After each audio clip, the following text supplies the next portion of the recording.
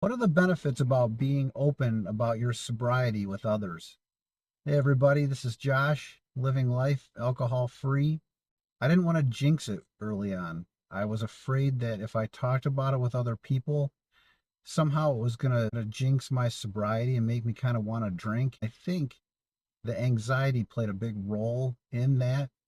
As a drinker, we tell ourselves a lot of lies, right?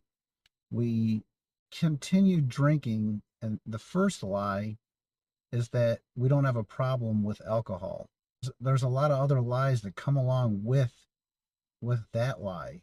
So if we can lie about that to ourselves, what else are we lying to ourselves about? I got to a point in my sobriety at about year 3 where I felt like I needed to expand and be more open about talking about my sobriety with other people. I had a couple conversations in those first 3 years. I had one around 4 months sober with somebody, and I had another one in year 2. But outside of that, I really didn't discuss my sobriety with other people. But I have 3 points I want to make on this. Point number one being it means that we're in a good place. It means that you're on the mend with your addiction and your recovery. It means that you've found a place in your recovery that whether you talk about it or not, you're not going to feel the need to escape or drink away the anxiety. I drive quite a few people that are going to a recovery group, some AA, some Celebrate Recovery, and another one that's similar to AA. I have conversations with them now, and I have maybe 5 or 6 of them that I drive every now and then. It's interesting coming up with conversations about sobriety because it's enlightening to people, and it's enlightening to me to hear other people's journeys because my group was mainly online, so I didn't have that dialogue with other people you do when you go to like a recovery group in person. Now that I don't drink, I'm not worried about talking about it. I just feel like it's given me an opportunity to know that I'm in a better place. Number two, it helps to break the stigma. Talking about it openly with people that you would just be normally talking to and have it come up organically is really empowering. Like I had a conversation at a party recently. One said, "Oh, there's some beers over there in the cooler," and she said, "Oh, I'm okay. I'm looking to have maybe some NA stuff or no alcohol." And she's like, "Oh, really? You're not drinking?" And she said, "No, I'm questioning my alcohol." So she's to a point where she said, she's just having drinks at all these get-togethers, and it really made her think, like, do I really want to drink anymore? Like, is this good for me? And I think as a society as a whole, we're getting better at acknowledging the fact that alcohol in any amount isn't good for us, that it's a carcinogen, and it's really no different than eating like burnt meat or smoking cigarettes or doing drugs or anything along those lines. It's really not any different, and it's linked to all kinds of different diseases and cancers and everything else. I don't feel like necessarily we have to destigmatize it at this point, but for those of us that had a problem with drinking, I think that it helps to destigmatize it. I mean, I was a one after another drinker, and there's other people that might just have one and be done, and it's not really an issue for them. Those are the kinds of people that wouldn't really understand what it's like for you and I to live as an addict.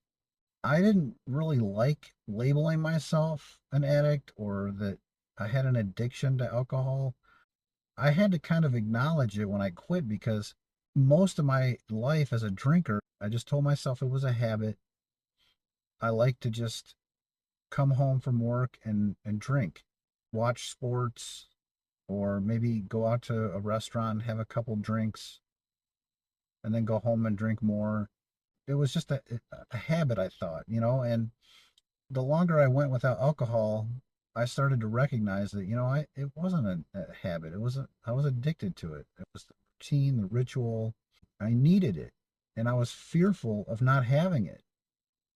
As much anxiety as my hangovers caused me, it didn't really matter because when I was in the moment drinking, I was able to wash away all that anxiety. But that just left me just feeling terrible each morning and pretty much the entire rest of the day until I might drink again or I might just need to recover and take a day off. Just depended. Number three, it helps other people, and we never know who we might reach if we're open about our drinking or our past drinking. I have people tell me that they had problems, like coworkers, like I said, passengers in my work van. I've had people tell me that they had a problem with it, even though I never shared anything about myself about that. And I thought, man, that would be cool to be able to just be open and not have any shame or guilt about that, about my past with that. Like I said, there's a stigma that we attach to it, and maybe getting over that stigma for ourselves is part of the recovery and part of the healing process.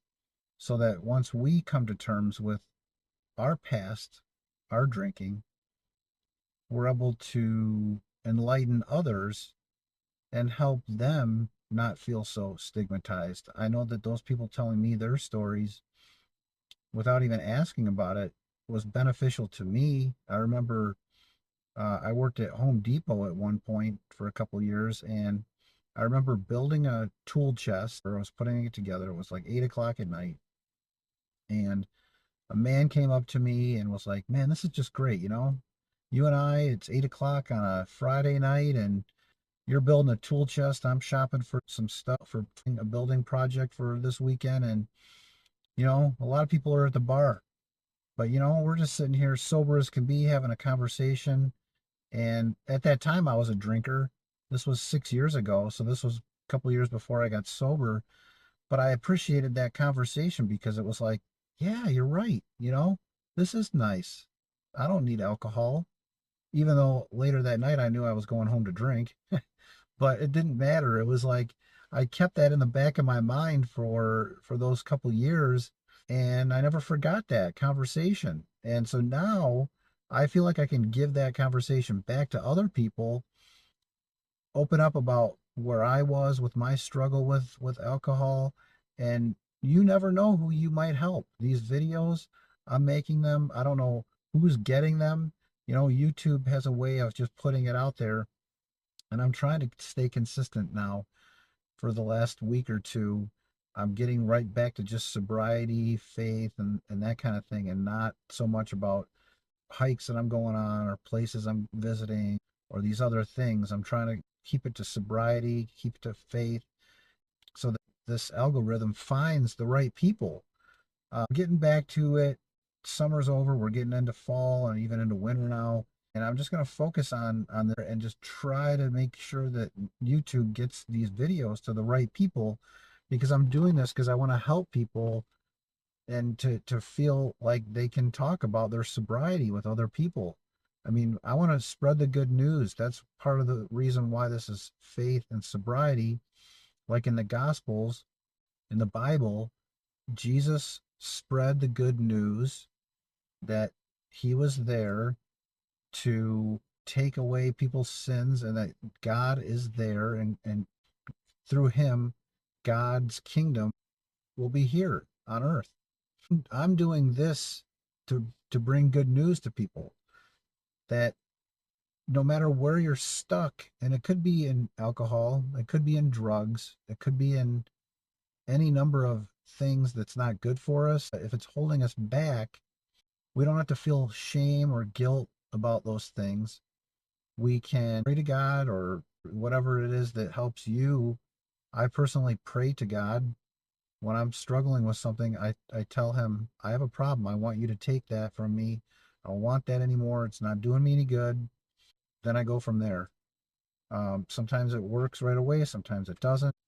Anger is one of those things. If I start getting anxious and angry and I start understanding in my mind that, and it's easier to do because I don't drink, but if I can just catch that, and it's easier to do, like I said, because I don't drink, I'm able to just put that into perspective, remember that God is listening, pray, and then go from there. But if you're not a praying person or don't believe in God, if you have a higher power, if it's just you yourself that you're entrusting in, just to have the confidence that you can do this yourself. I also needed community. I couldn't do it with willpower. Looking back on it, a lot of the strength does come from within. You have to build up a certain amount of tools. Being vulnerable is one of them.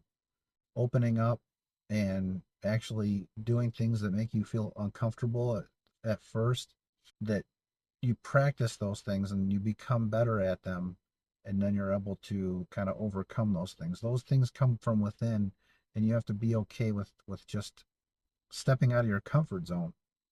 Well, those are just a few things I wanted to share with you guys today. I've got a sobriety group on Facebook. I'll pin it in the comment section. Come on over. If you're here, take solace in the fact that you're not drinking.